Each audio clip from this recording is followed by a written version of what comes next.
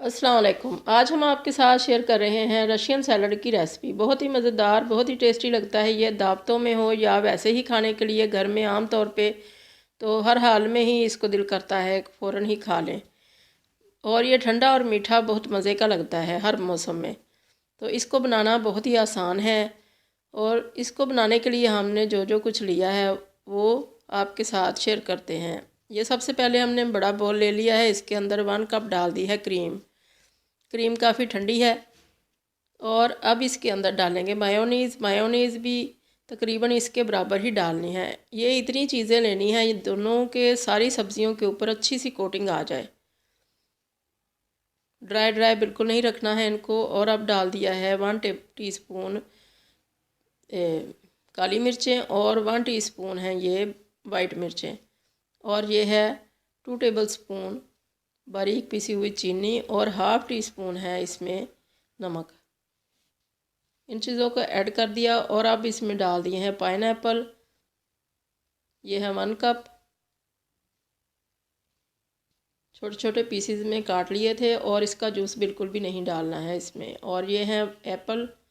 दोनों चीज़ों को बराबर ही काट लिया है एक जैसे पीसीज में। तो सैलड्स वगैरह ऐसे ही अच्छे लगते हैं एक जैसे ही पीस कटे हों। तो ये है गाजर, ये भी चौकोर कटी हुई है और बॉयल की हुई है। ये भी हमने 1 कप लिया है। अब इसके साथ ही हम डाल देंगे बंद गोभी, वो भी चौकोर कटी हुई है और इसके भी 2 कप है। सारी चीज़ें आप अपने टेस्ट के मुताबिक, अपनी मर्ज़ी के मुताबिक डाल सकते हैं। इसमें कोई ऐसा मसला नहीं है कि कोई चीज़ ज़्यादा हो जाए या कम हो जाए। और ये है चिकन, ये भी चौकोर कटा हुआ है और ये है 1 कप। बस रेशो अपनी मर्ज़ी से रखें, मगर इनकी शेप जो है वो एक जैसी ही होनी चाहिए।